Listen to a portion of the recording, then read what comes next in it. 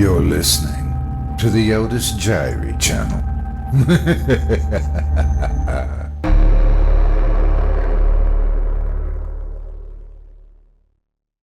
A Family Thing in the Attic by Dave Stancliff, performed by Otis Jiry. Danny was born in the same sturdy brick house his great-great-grandfather built. He learned at an early age not to go into the attic. He was 10 years old before he got the guts to check the attic out. It was a rare day. Everyone was gone. His mother let him stay home while the family went into town. He climbed the narrow stairs leading to the attic until they stopped at a doorway. He turned the old brass knob slowly, barely opening it up. Sweat had started to slip down his forehead, and he wiped it nervously away. Looking up, he saw light pouring in from the skylights overhead. The attic was huge. He wondered if it went the length of the house. There was old furniture and numerous old trunks lining two of the walls. A group of human-like shapes, covered by white sheets, were clustered in one corner of the room. Danny's fevered young mind instantly jumped to the conclusion that dead people were under those sheets. He stumbled twice in his panic to get out of the attic. He didn't attempt to go in again until he was 74. His parents died in a tragic automobile accident. His sisters, Doris and Bella, were married and lived with their husbands in Sedona, Arizona. The house was his. Danny decided he needed a hobby one day, so he got into his family's genealogy. He was able to do a lot of online research. It was slow going contacting family members who were willing to provide him with information, but he stuck to it for a year. He found it odd that there was practically no information on his great-great-grandfather, Bradford Niles Stormer, the man purported to have built the large house. He found paperwork in his father's safe in the library that showed the year his great-great-grandfather paid to have the house built in cash. It was one of the first brick houses built in Portland, Maine, in 1830. Bradford was a man with money. His family was from England. None of them went with him when he emigrated to America.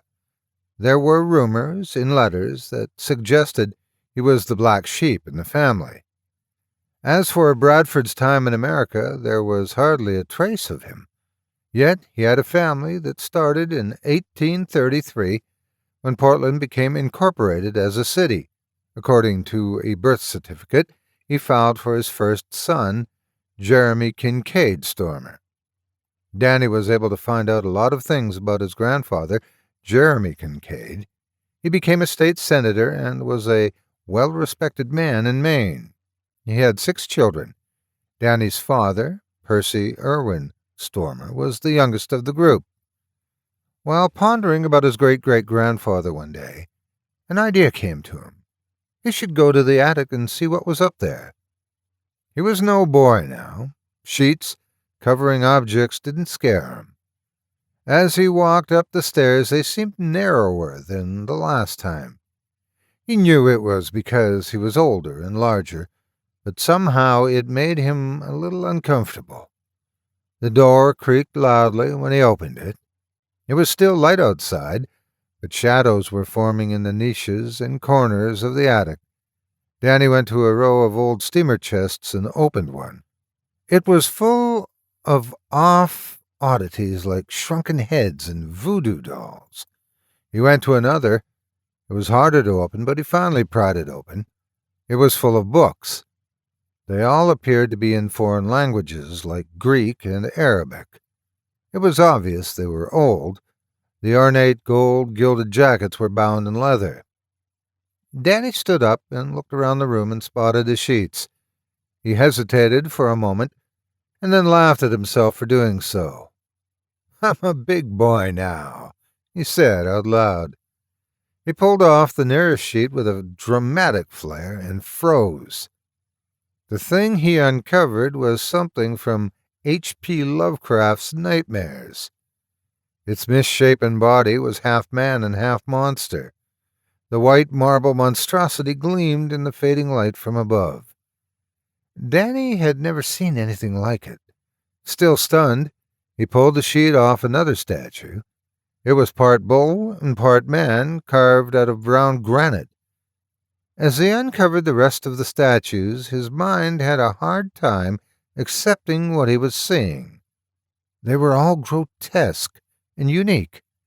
He never saw anything like them in books or movies. When he got to the last sheet, he uncovered a large oval mirror set in a mahogany frame. Its glass was smoky at the edges, but the center was still in good shape. "Don't just stand there, man. There's work to be done," the man in the mirror said. Danny fell backward and knocked over the marble monstrosity. "What the hell?" he gasped, sprawled out on the floor. "Oh, get up. I need out of here," the man groused. Danny stood up, eyes bulging in terror, and stammered, "Who are you?" The man crossed his arms thoughtfully. "I'm Bradford Niles Stormer. I believe you're one of my descendants." "I believe I'm going crazy," Danny said, and ran out of the attic, not even bothering to close the door behind him. He was breathless with horror and confusion when he got to his library. His mind was trying to accept what he saw and heard, but there was a fog around the process. It wasn't logical. It couldn't be real. Yet he saw and heard something. His curiosity about his great ancestor was piqued. He had to find out more about him. He spent the rest of the day going through the books stacked neatly in the shelves surrounding the room. He was looking for anything to do with his mysterious relative. His search was unsuccessful, as he sat down at the massive cherry wood desk that was as old as the house. Not willing to give up, he opened the center drawer and went through it carefully. Nothing of interest. He tried the upper right-hand drawer and the lower one. Nothing. The left-hand door was locked. Curious now, he examined the keyhole. There must be a key somewhere, he thought. He went back to the center drawer and found a little tin box that he failed to open. A gold key was inside. It fit the drawer perfectly. Sliding it open, he saw a small book entitled Diary of Jeremy Kincaid Stormer, his grandfather. He realized that he was hungry and hadn't eaten all day. Taking the diary with him, he went to the kitchen and put together a sandwich consisting of peanut butter and peach jam. He sat down at the table and munched on it as he read the diary. His grandfather's words chilled him to the bone. Bradford was a warlock. He hid the fact from his son for years, but an accident happened when Jeremy was only 11 years old that changed his life forever. The newly formed township of Portland had a mayor and city council. A concerned citizen appeared before the august leaders one day and claimed Bradford had put a spell on him and his livestock. The city leaders consisted of Puritans who believed that the devil, warlocks, and witches wandered the land victimizing unwary humans. When one of Bradford's servants reported that she had heard him talking to the devil, the city fathers decided action had to be taken. So they came and took Bradford. His trial lasted 1 day, actually less than an hour, and he was declared guilty of conspiring with the devil to do harm to the local townspeople.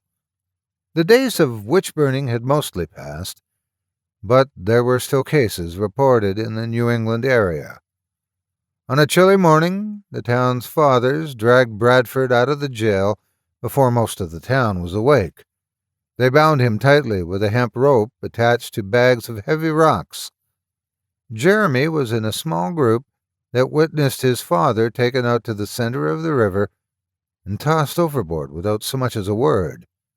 The 4 men rowed back to shore and left without talking to anyone. Jeremy, whose mother had died from consumption a year before, was raised by his Uncle Harold, Bradford's brother. It turned out that Harold was a warlock too. The night before Bradford was executed, Harold visited him in the prison. The two men chanted throughout the night. When young Jeremy and his Uncle Harold returned to the house after Bradford's death, they went up to the attic. Harold explained that the mirror in the center of the room was magical, and he must not ever talk about it. It had to be kept secret. He explained that his father's soul was in the mirror, waiting to be released into another body. He made sure to impress Jeremy with the importance of the secret and how it could cost him his life if he did. Harold assured him that he would find the right spell to release his father.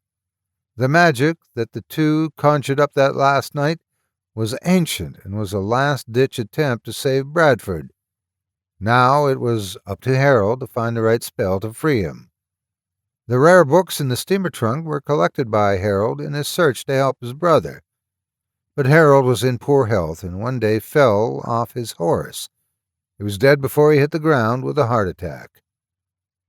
Danny put the diary down after finishing it.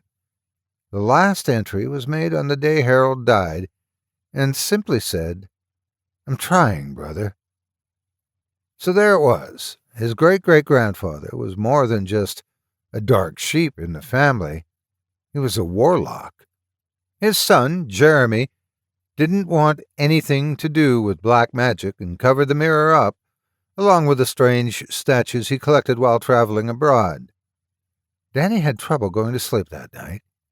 When he did fall asleep, he had terrible nightmares that covered him in sweat. There was a lurking evil in the house. It lived in the attic. When he woke in the morning, he skipped his normal routine of showering and shaving and went right to the attic. As he went up the stairs, he could only think about destroying the mirror and the thing inside of it. Just before he reached the landing, a rush of wind came out of the open door and caught him off guard. He lost his balance and tumbled backwards and down the stairs. He suffered massive trauma to his head and bled out on the floor where his crumpled body lay. His oldest sister, Bella, found him 2 days later when she came by to visit. After the funeral, Bella and Doris found the diary but thought nothing of it, putting it in a box containing the rest of the contents of the desk in the library. They went into the attic and found the mirror and statues still uncovered. As Bella prepared to cover the mirror with a nearby sheet, a voice caught her off guard. "Don't be alarmed, ladies. I just need a little help." Their screams echoed through the whole house. As it stands, it was a family thing.